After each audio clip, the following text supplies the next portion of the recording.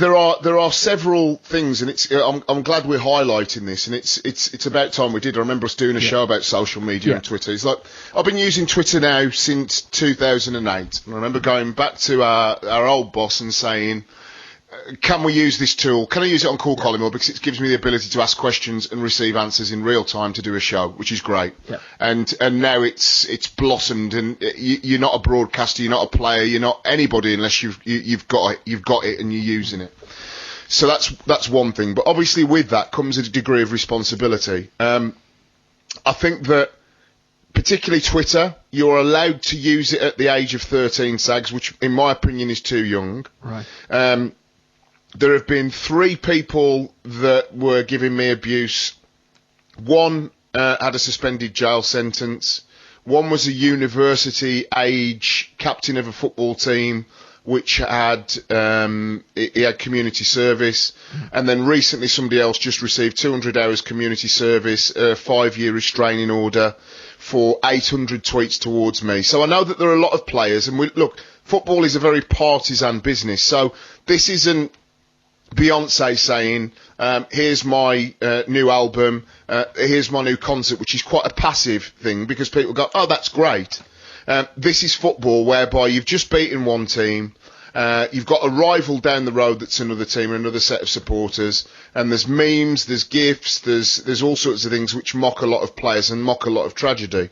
And unfortunately, a lot of that comes from school-age children that get goaded by other school-age children, I know because the police told me this, to get a retweet, to get a rise, to get a reaction. What do we want from our social media?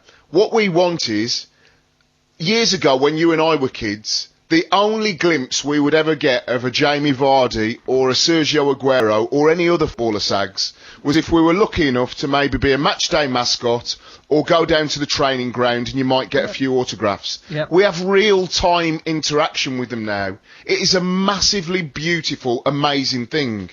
So the fact that a Premier League player that's profile has shot through the roof, he's had a great season with Leicester, probably will win the league, go to the Euros, England international, has had that, is disgusting, and it needs stopping. And the only way it can get policed is obviously better social media guidelines, but I think that they need to raise the age from 13 to 16, because as a 16-year-old, you have a little bit more of a better grasp. You might be just coming out of college, might be leaving school, going into the workplace, and you are going into an arena whereby at 13, Sags, you could follow a blue comedian, a politician, a hate monger, and I just don't think it's on. And what's going to happen is that Gary Lineker left Twitter once. We've had other players that have gone on Twitter and decided to close their accounts. I closed an account a couple of times. We want to hear from these guys. And the only way we're going to hear from them, look, none of them are thin-skinned enough to not accept criticism and say, you were garbage today, Jamie, this, that and the other. But this is beyond the pale. And unless something is done, we are going to lose that one link in 20th century modernity on social media with our heroes. It's bang out of order. Okay, Stan, well said on that part of